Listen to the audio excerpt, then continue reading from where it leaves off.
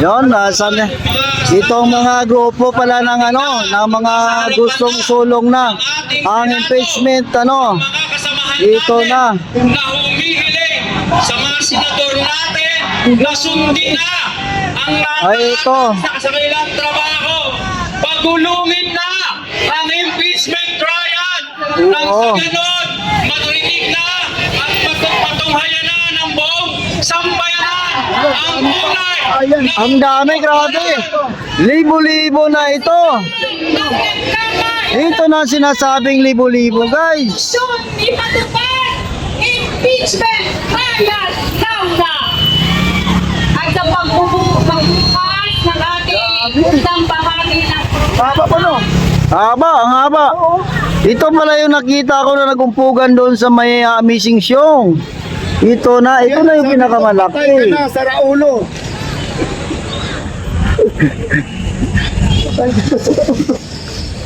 Ayan o, dami nila guys. Grabe. Alam mo, itong kasama ito, magsasara ito ngayon. Baka mag-ganito ngayon.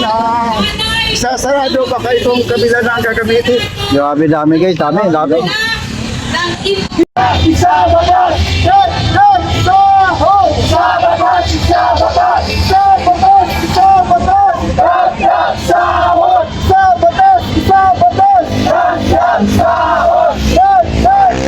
Isabatas! Isabatas! Isabatas! Isabatas!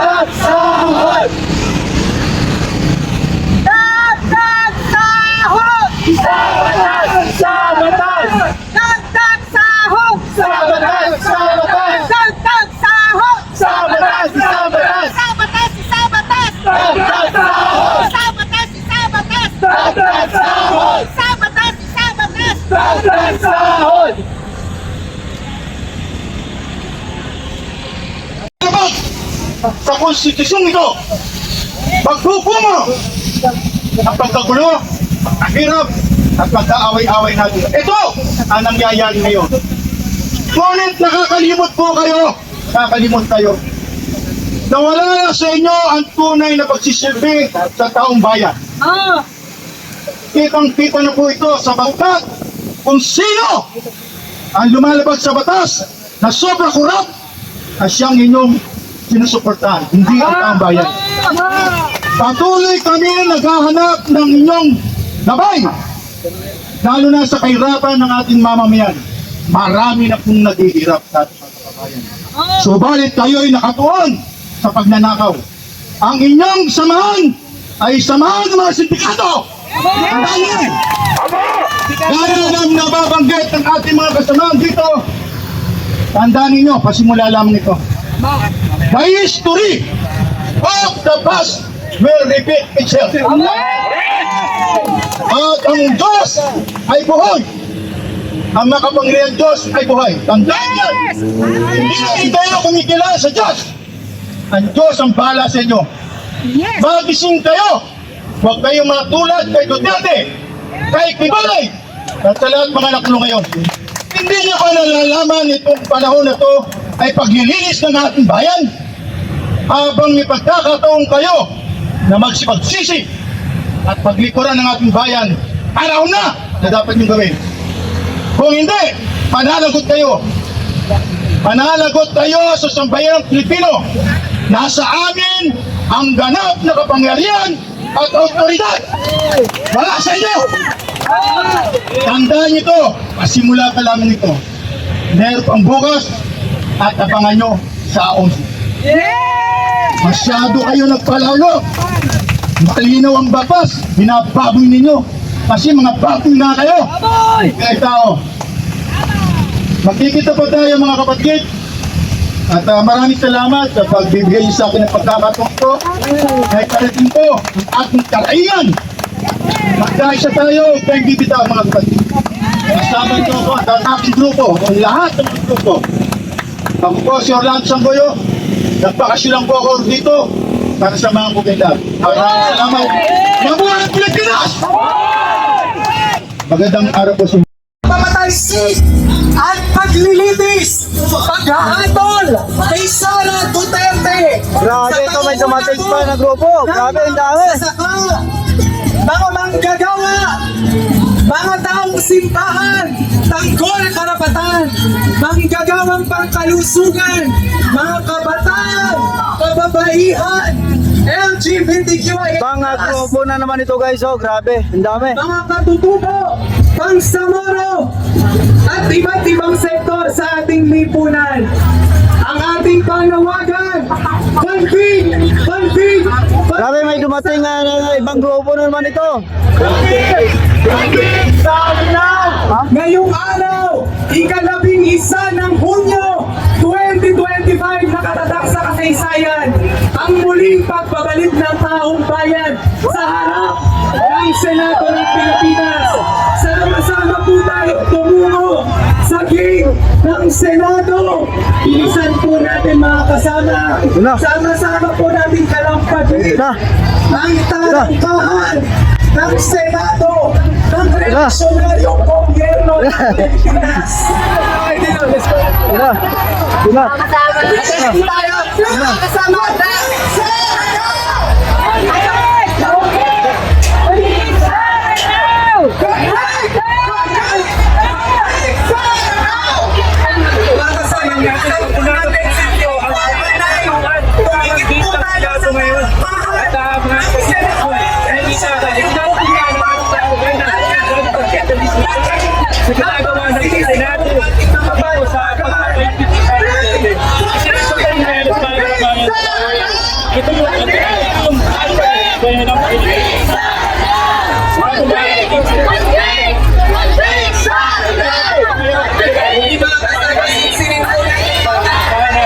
sikapin po natin makadikit sa talangkahan.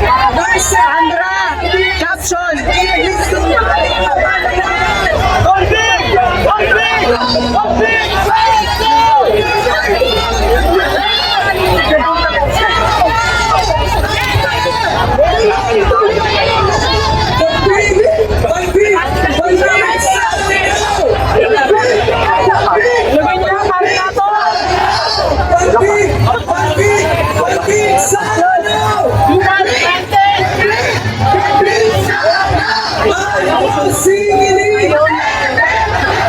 Duterte, panagutin!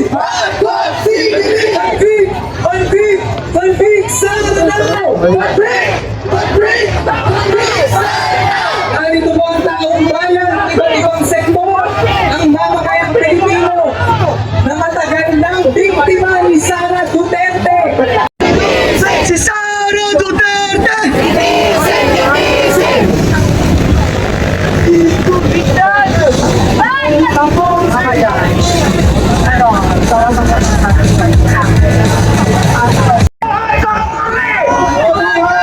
Magandang araw sa ating lahat! Magandang araw sapagkat huminto ang ulan at tayo'y nalinliman. Napakaganda ng simoy ng hangin sa ating ngayon. Ito ay mula sa itaas. Mabuhay ang Pilipinas! Maraming salamat po. Binigyan niyo ako ng pagkakataon na makapagsalita ngayon at kahapon din po. Nagtipon-tipon po tayo ngayon sapagkat ipinakita natin ang ating lakas. Sapagkat nasusulat ang ganap na kapangyarihan at otoridad ay nagmumula sa sambayanan. Ito po tayo ngayon. Kumikit. Ilang minuto na lang mga kasama at uumpisahan na natin ating programa. Kaya habang naghihintay sa ating mga senador at sa ating pag-umpisa na ating programa at habang nagbabantay sa kanila upang ipatupad nila ang kanilang mandato sa konstitusyon, ating mas lakasan, ating mas ipanawagan ng buong puso puso ang gusto ng taong bayan. At ano ang gusto ng taong bayan? Litisin! Litisin! Si Sara Duterte! Si Sara Duterte! Si Sara Duterte! Konstitusyon ipatupad! Konstitusyon ipatupad! Konstitusyon ipatupad! Impeachment trial now na! Impeachment trial now na! Impeachment trial now na! Litisin! Litisin! Litisin! Litisin! Litisin! Litisin! Si Sara Duterte! Si Sara Duterte! Panawagan ng taong bayan, ng kabataan, ng estudyante ay hindi pamumulitika. Ito ay panawagan ng pananagutan. Ito ay panawagan ng pagkakaisa dahil gusto natin ng progresibong pamamahala. At si Sara Duterte bilang dating Vice Presidente, bilang dating Deputy Secretary, pinabayaan ang sektor ng edukasyon, pinalala ang krisis ng edukasyon at higit sa lahat, hindi ginawa ang trabaho niya bilang Vice Presidente. Kaya naniningil tayo! Naniningil tayo! Sabi ni Senator Jesus Cordero kahapon, wala daw nagreklamo nung nasa House of Representatives. Nagreklamo tayo noon. Umilos tayo. Nagrally tayo. Pinakita sa kanila na i-impeach dapat si Sara Duterte. Ngayon, gusto natin, litisin na siya. Kaya sama-sama, parinig natin sa mga senador. Litisin! Litisin! Litisin! Litisin! Litisin! Litisin! Si Sara Duterte! Si Sara Duterte! Ang impeachment trial board ay mandato nila hindi bilang legislatibong kinakawan ng mga mamamayan, kundi isang constitutional provision na nagsasabi accountable dapat ang ating mga executive at judiciary officials. Kaya naman mga kasama, gusto natin konstitusyon ipatupad! Konstitusyon ipatupad! Konstitusyon ipatupad! Impeachment trial now na! Impeachment trial now na! Impeachment trial now na!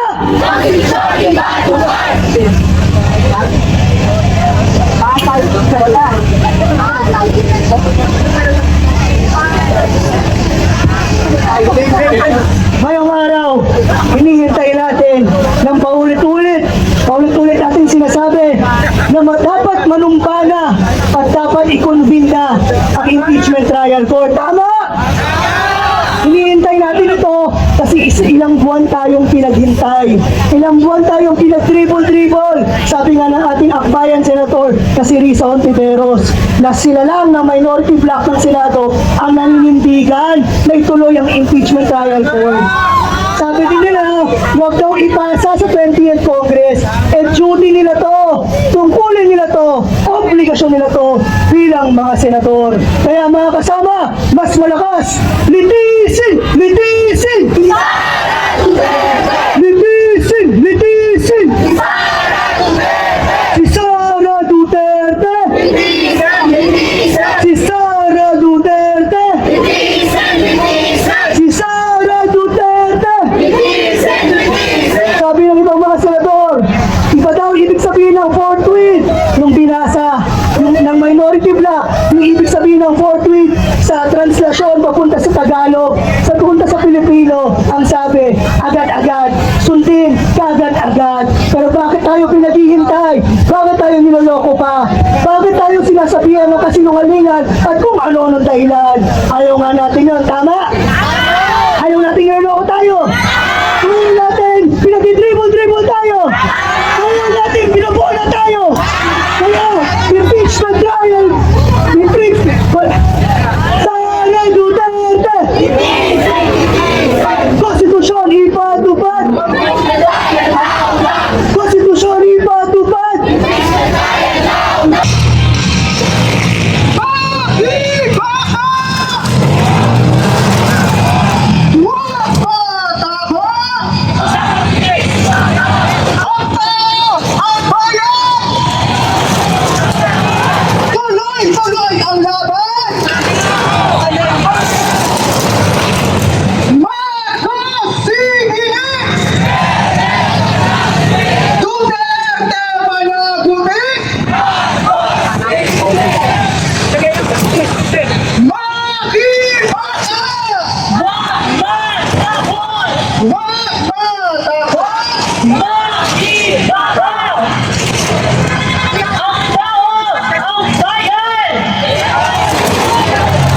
Ngayon ay lumalaban. Marcos Pinilit. Duterte panagutin. Taong ang bayan. Ngayon ay lumalaban. Marcos Singilin! Duterte panagutin. Sara Libisi! Marcos Singilin! Sara Libisi! Marcos Pinilit.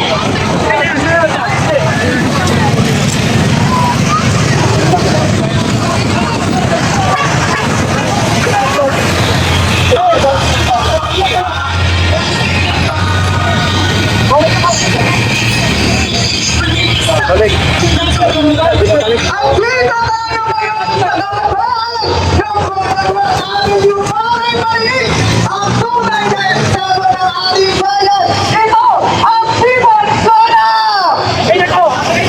Ngayong araw ay dito ang iba't ibang mga sektor. Ay dito ba ang mga magdadalaw? Ang mga magdadalaw!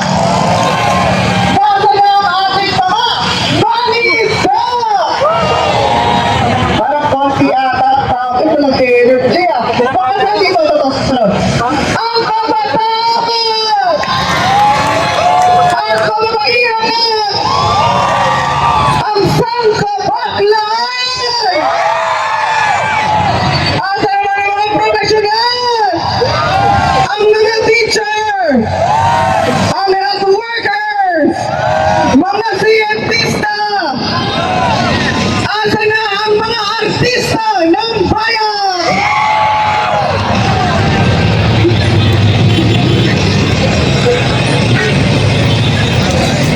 Mga kababayan, ngayon po sa ilang mga sandali, si Pangulong Marcos ay magsasalita na sa kanyang pang-apat na State of the Nation Address.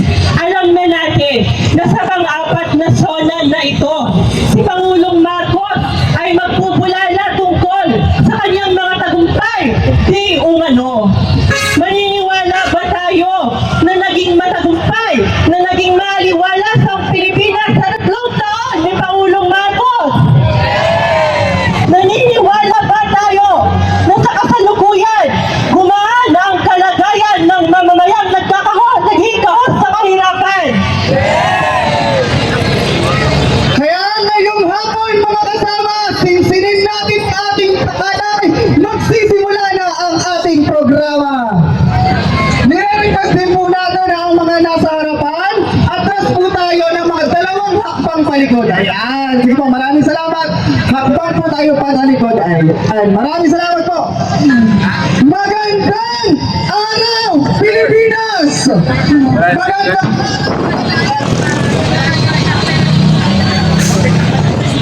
Magandang araw sa lahat ng narito sa lansangan ng protesta at sa lahat ng sumusubaybay sa atin sa iba't ibang mga plataforma. Mga kababayan, ito ang zona ng sambayanang Pilipino. Ang tunay, hindi fake narrative na State of the Nation Address mula sa mga mayang Pilipinong dumaranas ng gulo at hirap ng buhay. Ito ang zona ng paninigil.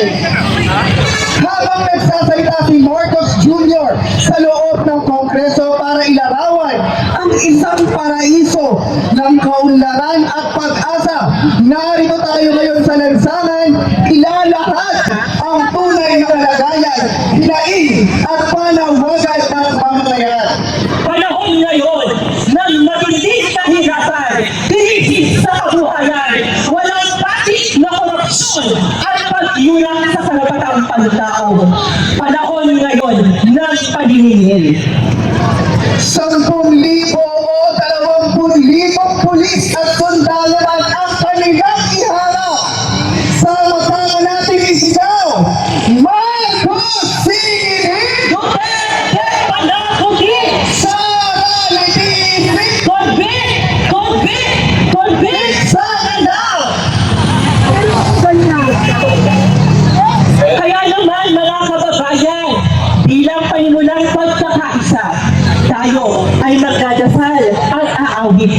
isang panalangin.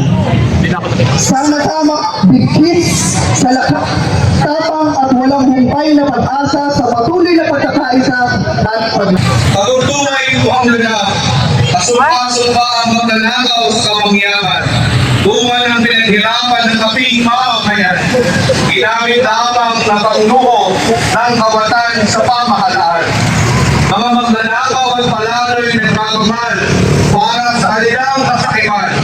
Mga sinungaling na kinukutya ang katotohanan. Mga mamamatay taong walang hamas magbantaan sa lumalaban at ilang maging Korte Suprema ay hindi na maaaring sandalan. Diyos ng katarungan, samahan niyo kami sa pakikibagat paglaban. Ang kawikaan 17:15 ang umaaton sa walang kasalanan at ang umaayon sa kasamaan. Kayanin ay kapwa sudlang-sudlang. Iligtas niyo ang aming bayan mula sa masamang namumuno. Iligtas niyo ang aming kasi tagang bayan mula sa bahaya at bravo. Iligtas niyo ang aming mga kabataan mula sa salo at kasalanan. Iligtas niyo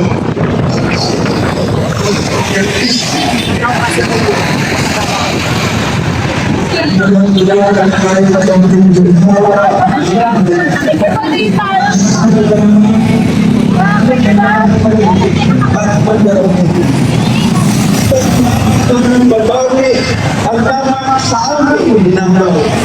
Bawal magsiping pagkain at gamit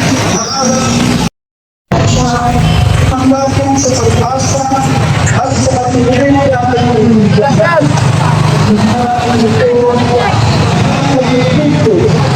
Ang sakay ng tayo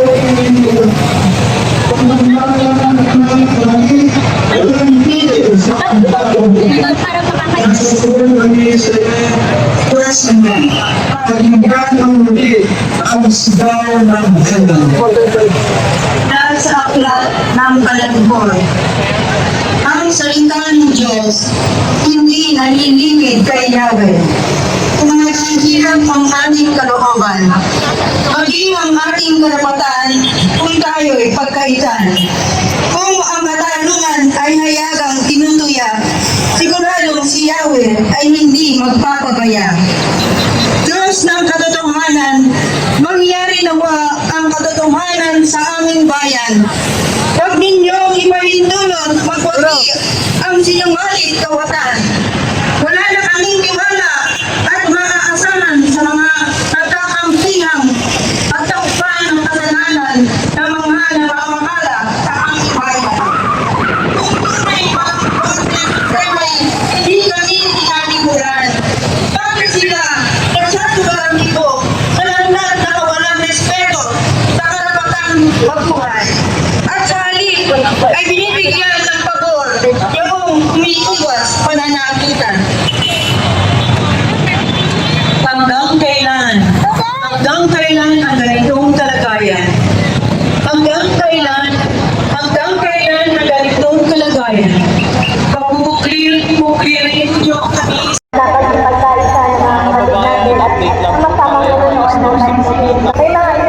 Ayan guys, ito yung view. Dito tayo sa may Quirino Grandstand. Ito yung sitwasyon ng sinasagawang rally ng Iglesia ni Cristo. Nagpapatuloy po ang kanilang ng pagtulog sa live coverage at maraming si mga kapatid ang mga nagsigat nila. Nagpapatuloy pagtatuloy po ang kanilang pagsuporta at pagkikipagkaisa sa dalawang araw na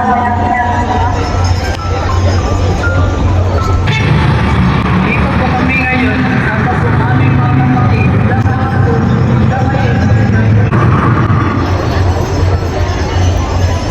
Bukas naman po sa ikatong at ang araw po na nandahan pa rin ang pagpagpapakasal ng kapatid dito sa Yaman ng University at sa po ang dito habang sabay-sabay po natin susubaybayan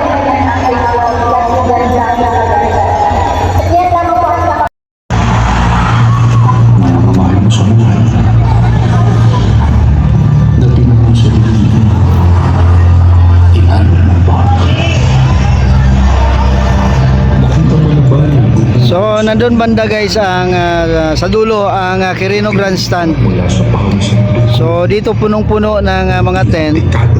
Yan po ay yung iba dyan na natulog kagabi. At hanggang matapos ang rally na ito. Ito ang legasilya iniiwan sa sambayan ng Pilipino. Ito ang pamana sa panahon ng buhay.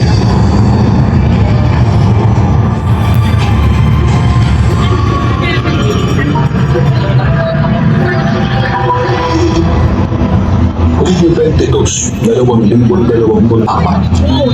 Soda. Sabi ni BBM, flood control daw, 5,500 na. Mahigit 5,500 flood control project ang